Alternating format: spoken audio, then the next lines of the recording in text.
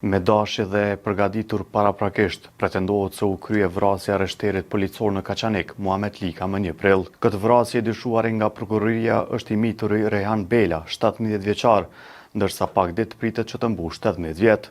Në dosjen e paraburgimit për të miturin janë përmendur detaje në lidhje me përgatitjen dhe kryerjen e vrasjes së rreshterit policor në shkallët e banesës së tij. Dosja përshkruan se më 1 prill rreth orës 23 në Kaçanik, në hyrje të banesës në katin e dytë, i dyshuari i mitur bashkë me të dyshuarit Haki Bela, Relind Murati, Vatan Çaka, Edmond Lika, Shkëlqim Kuka dhe Diamant Gashi, me dashje dhe përgatitje paraprake, kanë privuar nga jeta zyrtarin e policisë rreshterin Muhamet Lika.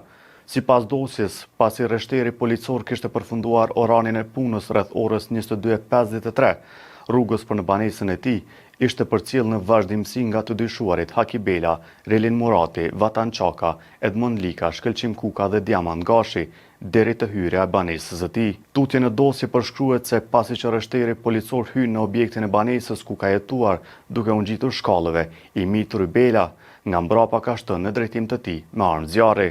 Rehan Bela pas kryerjes së vrasjes ikën nga vendi i ngjarjes në drejtim të një lokali ku bashkohet me të pandehurin Relind Murati, ish pjesëtar i Forcës së Sigurisë së Kosovës. Derisa ishin duke vrapuar i mituri dhe i pandehuri, dëgjohet një zë duke thënë: "Bravo, ik."